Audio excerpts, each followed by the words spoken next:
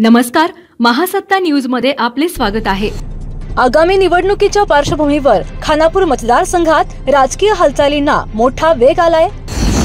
पैलवान चंद्रहार पाटील यांनी ठाकरे गटाला जय महाराष्ट्र करत एकनाथ शिंदे यांच्या नेतृत्वाखाली शिवसेनेत जाहीर प्रवेश केलाय।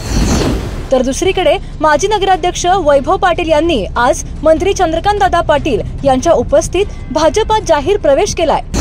आगामी स्थानिक स्वराज्य संस्थांच्या निवडणुकीसाठी शिवसेना आणि भाजपने खानापूर मतदारसंघात जोरदार ताकद लावल्याचे स्पष्ट झालंय।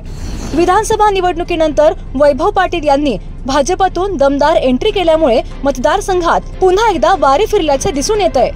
नेचर केअर फर्टिलायझर से नैसर्गिक पेंडीयुक्त खत ग्रीन हार्वेस्ट, रासायनिक खतास सक्षम पर्याय।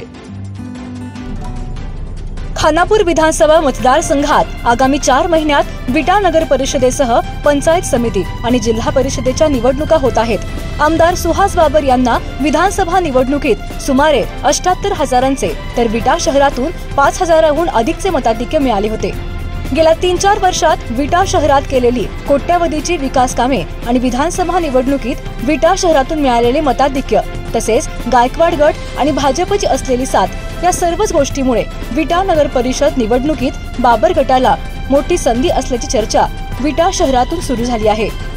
परंतु राजकारणातील मातब्बर व्यक्तिमत्व असलेल्या माजी आमदार सदाशिवभाऊ पाटील आणि माजी नगराध्यक्ष वैभव पाटील यांनी भाजप प्रवेशाचा निर्णय घेत राजकारणातील वारे पुन्हा एकदा फिरवल्याचे दिसून येतंय।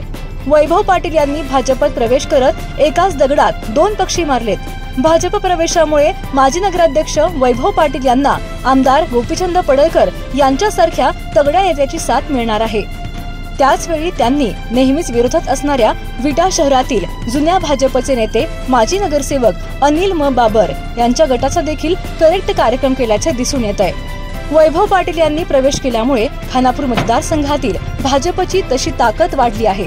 त्याचप्रमाणे डबल महाराष्ट्र केसरी चंद्रहार पाटील यांनी उपमुख्यमंत्री एकनाथ शिंदे यांच्या नेतृत्वाखाली शिवसेनेत प्रवेश केल्यामुळे खानापूर मतदारसंघात बाबर गटाची देखील ताकद मोठ्या प्रमाणात वाढल्याचे दिसून येत आहे। अर्थातच माजी नगराध्यक्ष वैभव पाटील आणि पैलवान चंद्रहार पाटील यांच्या पक्ष प्रवेशामुळे मतदारसंघात राजकीय वारे फिरले असले तरी आगामी निवडणुकीत हे वारे कोणाला विजयापर्यंत घेऊन जाणार याची उत्सुकता सर्वांनाच लागून आहे।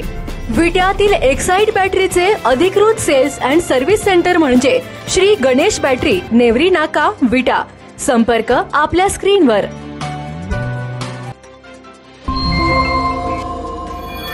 नमस्कार, महासत्ता